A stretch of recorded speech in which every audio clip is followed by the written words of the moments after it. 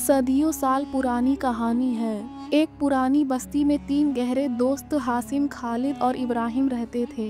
गांव वालों के दरमियान उनकी दोस्ती एक मिसाल थी, जैसे एक दरख्त की 3 शाखें जो अलग रहकर भी जुड़ी रहती है। तीनों दोस्त बचपन से ही एक साथ हंसते खेलते और एक दूसरे के गम में शरीक होते आए थे।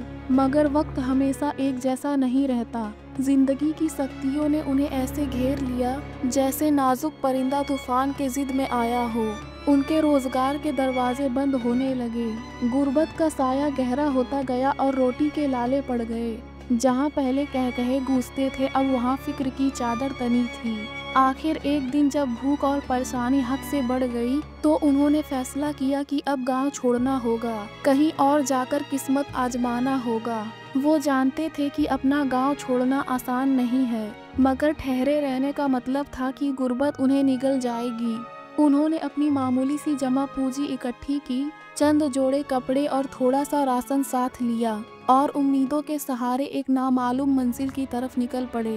रास्ता तवील था और कदमों में थकन की चाप थी, मगर उनके दिल में उम्मीद का चिराग रोशन था। वो एक बेहतर जिंदगी के ख्वाब आंखों में बसाए अपने गांव की मिट्टी को पीछे छोड़े जा रहे थे। कई घंटों की मसाफत के बाद वो एक अजनबी इलाके में पहुंचे। चारों तरफ सुनसान मैदान, घने दरख्त और अजीब सी खामोशी छाई हुई थी, जैसे ये जगह सदियों से वक्त की कैद में हो, जहां हवा भी सरगोशियों में बात करती हो। सूरज आहिस्ता आहिस्ता मगरिब की गोद में उतरने लगा, आसमान के दामन अंधेरों से भरने लगे और शाम की ठंडी हवा ने थकन को और नुमाया कर दिया। तीनों दोस्त एक बड़े दरख्त के नीचे बैठ गए। इब्राहिम ने अपनी चादर बिछाई, खालिद ने पानी की छोटी सी मस्कीज़ा निकाली और हासिम ने एक खुश्क रोटी तोड़कर सब में बांट दी। हासिम ने कहा, क्या गांव छोड़कर हमने सही फैसला किया? इब्राहिम ने आसमान की तरफ देखा और मुस्कुराकर बोला, जब कश्ती हवा के जद में आए तो उसे बचाने के लिए किनारा चाहिए, चाहे वो दूर क्यों ना हो। ये सुनकर खालिद ने एक गहरी सांस ली, अपने जूते उतारकर एक तरफ रखे और जमीन पर लेट गया। जो होगा इकट्ठे सामना करेंगे। ये कहते ही तीनों दोस्त थकन से बेहाल इन्हीं ख्यालात में डूबे आसमान के नीचे लेट गए। सुनसान इलाका था, दूर दूर ना कोई चिराग और ना ही कोई आदमी नजर आ रहा था, लेकिन तीनों दोस्त एक दूसरे के हौसले का सहारा थे। वो थके जरूर थे, मगर खौफ को अपने ऊपर हावी ना होने देते। गहरी रात के सन्नाटे में अचानक एक आवाज गूंजी, जिसने उन्हें डरा कर रख दिया। इब्राहिम ने हल्की सी आवाज में कहा, ये आवाज बहुत खतरनाक लग रही है। खालिद और हासिम एकदम सीधे होकर बैठ गए, उनके दिल की धड़कनें तेज हो गई। खालिद ने धीरे से कहा, ये क्या भला हो सकता है? आदमी तो नहीं लग रहा। तीनों दोस्त धीरे धीरे सरगोशियों में बात कर रहे थे कि अचानक दूर झाड़ियों में कोई चीज तेजी से हरकत करने लगी।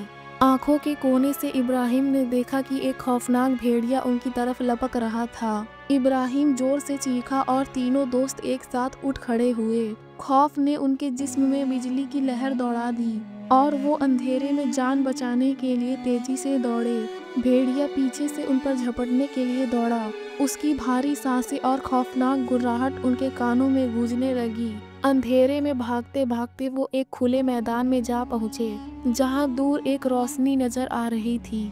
इब्राहिम ने चीखते हुए कहा, वो देखो, आग जल रही है। तीनों दोस्त अपनी आखिरी हिम्मत जमा करके रोशनी की तरफ दौड़ पड़े। जैसे ही वो करीब पहुँचे, उन्हें एक घर नजर आया, जिसके बाहर आग के शोले भड़क रहे थे। भेड़िए अब वापस जा चुके थे। इब्राहिम ने कहा, आधी रात को किसी के घर में घुसना तहजीब के खिलाफ है, लिहाजा दरवाजा खटखटाने के बजाय तीनों दोस्त बाहर बैठ गए और सुबह होने का इंतजार करने लगे। सुबह की रोशनी जैसे ही फैलने लगी, दूर से अजानों की आवाजें गूंजने लगी। परिंदे चहचहा कर नए दिन की आमद का ऐलान करने लगे। तीनों दोस्त अभी तक आग के करीब ही बैठे थे।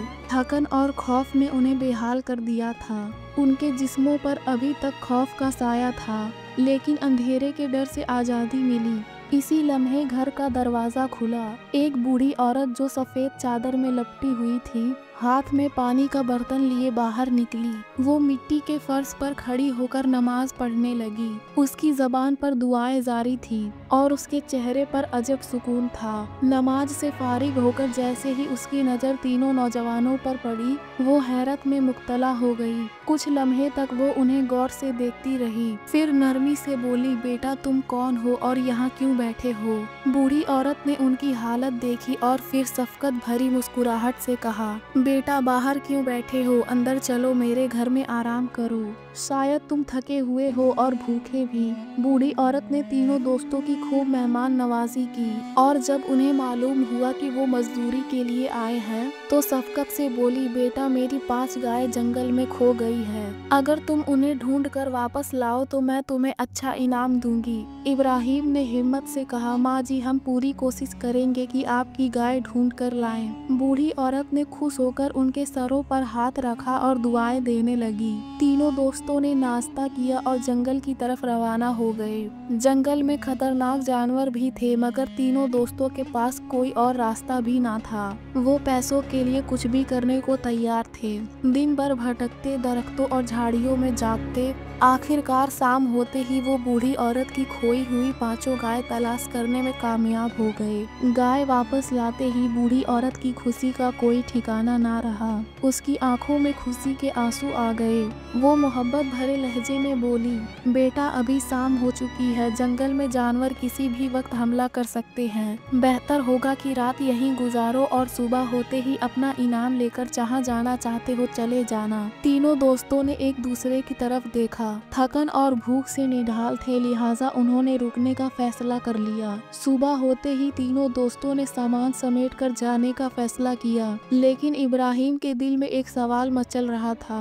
वो बूढ़ी औरत की तरफ देखकर बोला, माँ जी आपका कोई रिश्तेदार नहीं, इस सुनसान जंगल में आप कैसे जिंदगी गुजारती हैं? बूढ़ी औरत मुस्कुरा कर बोली, बेटा मेरे 2 बेटे और 1 बेटी है जो शहर में ब्याह चुकी है। मेरे बेटे बहन की खबर लेने शहर गए हैं, बस उनकी वापसी का इंतजार है। फिर बूढ़ी औरत अंदर गई और एक थैली लेकर आई, जिसे इब्राहिम के हाथ में थमाते हुए बोली, बेटा ये तुम तीनों के लिए इनाम है, इसमें तुम्हारी सोच से ज्यादा दौलत है। हर गाय के बदले सोने की अशरफिया है, उसे अपने दरमियान तकसीम कर लेना। इब्राहिम ने थैली खोली तो हैरान रह गया, मगर फौरन अदब से बोला, माँ जी हमें पैसों की जरूरत तो है, लेकिन हम आपकी जरूरत से फायदा नहीं उठा सकते, ये आप रख ले, वैसे भी हम मजदूरी करने आए हैं, कहीं और से कमा लेंगे। मगर बूढ़ी औरत ने उनकी सच्चाई और मेहनत देखकर जिद की और अशरफिया उन्हें दे दी। तीनों दोस्त वहां से रवाना हो गए, लेकिन अब मजदूरी के लिए नहीं बल्कि अपने गांव वापस जाने का फैसला किया, क्योंकि जितने पैसे उन्होंने साल में कमाने थे वो उन्हें इनाम में मिल गए। तीनों दोस्त खुशी खुशी घर की तरफ रवाना हुए। हर एक के चेहरे पर मुस्कुराहट थी, लेकिन अब मामला बदल चुका था। अशरफियों की चमक ने उनके दिलों में एक नया एहसास जगा दिया था। पहले जहां खाली हाथ होने के बावजूद वो एक दूसरे के लिए कुर्बान होने को तैयार रहते थे, अब वहां उनके दिलों में लालच की चिंगारी भड़कने लगी। गांव जाते हुए रास्ते में शदीद भूख ने तीनों दोस्तों को बेचैन कर दिया। तीनों ने मशवरा किया और हासिम को खाने का सामान लेने के लिए करीबी बाजार भेज दिया गया। इब्राहिम और खालिद दरख्त के नीचे बैठकर उसका इंतजार करने लगे, मगर उनके दिलों में भी लालच सर उठा रहा था। सारी उम्र की दोस्ती और मोहब्बत को भुलाते हुए दोनों ने एक दूसरे की तरफ देखा और आहिस्ता से सरगोशी की, अगर हासिम वापस न आए तो सारी दौलत हमारी हो सकती है। चंद लम्हों की खामोशी के बाद दोनों ने फैसला कर लिया कि जैसे ही हासिम वापस आए वो उसे खत्म कर देंगे ताकि अशरफियों पर उनका कब्जा हो जाए। उधर हासिम बाजार की तरफ बढ़ रहा था, मगर उसके जहन में भी शैतान अपनी चाल चला रहा था। उसने सोचा अगर मैं खाने में जहर मिला दूं तो दोनों दोस्त मर जाएंगे और सारी दौलत सिर्फ मेरी हो जाएगी। ये ख्याल आते ही उसके लबों पर एक शैतानी मुस्कुराहट फैल गई और उसने जहर खरीद लिया और अपने मंसूबे के मुताबिक खाने में जहर मिलाने का फैसला किया। हासिम बाजार से जहर खरीद चुका था और खाने में मिलाने का मंसूबा बना रहा था, जबकि दूसरी तरफ इब्राहिम और खालिद भी साजिशें कर रहे थे। उन्होंने फैसला कर लिया था कि जैसे ही हासिम खाने के साथ वापस आए वो उसे कत्ल कर देंगे और आपस में दौलत बांट लेंगे। मगर लालच के साथ साथ उनके दिलों में दोस्ती की मोहब्बत भी भड़क रही थी। इब्राहिम और खालिद अपनी साजिश को आखिरी शक्ल दे चुके थे और बेसब्री से हासिम का इंतजार कर रहे थे। उनके दिलों में बेरहमी और लालच की आग भड़क रही थी। दूसरी तरफ हासिम ने बाजार पहुंचकर जहर खरीद लिया और खाने में मिलाने का इरादा कर चुका था, लेकिन अचानक उसके दिल में पछतावे का एहसास जागा। उसने खुद से कहा, ये दौलत हमारे लिए आजमाइश है। अगर मैंने अपने दोस्तों के साथ गद्दारी की तो मैं भी किसी न किसी सजा से नहीं बचूंगा। यही सोचकर उसने जहर फेंक दिया और साफ नीयत के साथ खाने का सामान लेकर वापस रवाना हुआ। इधर इब्राहिम और खालिद को भी अपनी गलती का एहसास होने लगा। वो सोचने लगे कि दोस्ती जैसी नियामत को दौलत की खातिर कुर्बान करना कितनी बड़ी नादानी होगी। वो खुद को बेहद बुरा महसूस कर रहे थे। आखिरकार उन्होंने फैसला किया कि वो हासिम को नुकसान नहीं पहुंचाएंगे और अपनी साजिश को ख़त्म कर देंगे। कुछ देर बाद हासिम खाना लेकर आया और तीनों दोस्त खुशी खुशी खाना खाए। किसी ने भी एक दूसरे के ख्यालात का इजहार नहीं किया, क्योंकि वो सब चाहते थे कि दोस्ती में किसी किस्म की ठेस ना आए। इब्राहिम और खालिद सोच रहे थे कि शायद हासिम बुरा ना मान जाए, जबकि हासिम के दिल में भी यही खौफ था कि कहीं इब्राहिम और खालिद उससे नाराज ना हो जाएं। सबके दिल में खामोश मोहब्बत और एतमाद था, मगर कोई भी उसकी बात जबान पर नहीं लाना चाहता था। खाना खाने के बाद तीनों दोस्त गांव की तरफ रवाना हो गए। ये सफ़र एक नई ज़िंदगी के आगाज़ की तरह था, जहां वो दोबारा अपने ताल्लुकात को बेहतर बनाने की कोशिश कर रहे थे। हर एक के दिल में पहले से मोहब्बत ज़्यादा थी और अपने बुरे हथकंडों पर दिल ही दिल में लानत भेज रहे थे। सूरज गुरूब हो चुका था और रात का अंधेरा हर तरफ फैलने लगा था। तीनों दोस्तों ने रुक कर मशवरा किया कि आगे का सफ़र जारी रखना खतरनाक हो सकता है। इब्राहिम ने एक पहाड़ की तरफ इशारा करते हुए कहा, वहाँ एक दार नज़र आ रही है जो कि जानवरों और डाकुओं से बहुत महफूज है। क्यों न रात वहीं गुजार लें। खालिद और हासिम ने बात को मानते हुए तीनों दोस्त एहतियात से गार की तरफ बढ़ने लगे। जैसे ही वो गार के करीब पहुंचे, अंदर का अंधेरा उनके कदमों को रोकने लगा। हासिम ने दबे लहजों में कहा, ये जगह ठीक तो है ना? इब्राहिम ने हल्की सी हंसी के साथ जवाब दिया, अब रुकने का वक्त नहीं, अंदर चलते हैं। तीनों दोस्तों ने गार का अच्छी तरह जायजा लिया और तसल्ली करने के बाद अंदर दाखिल हो गए। सब ने एक दूसरे की तरफ देखा और जमीन पर लेट गए, इस उम्मीद के साथ कि रात सुकून से गुजर जाएगी और सुबह होते ही गांव की तरफ रवाना हो जाएंगे। थकन की वजह से तीनों दोस्त फौरन गहरी नींद सो गए, मगर आधी रात को मौसम ने अचानक करवट ली। तेज हवाएं चलने लगी और मूसलाधार बारिश होने लगी। तूफानी जकड़ों ने गार के इर्द गिर्द शोर मचा दिया। तीनों दोस्त एक बार फिर खौफ में मुब्तला हो गए और दुआ करने लगे कि रात खैरियत से गुजर जाए, ताकि वो सुबह सलामती से अपने घर वापस पहुंच सके। तूफान की शिद्दत बढ़ती गई और तेज हवाओं से दरख्त जड़ों से उखड़ने लगे और बिजलियों के साथ बारिश गजब ढाने लगी।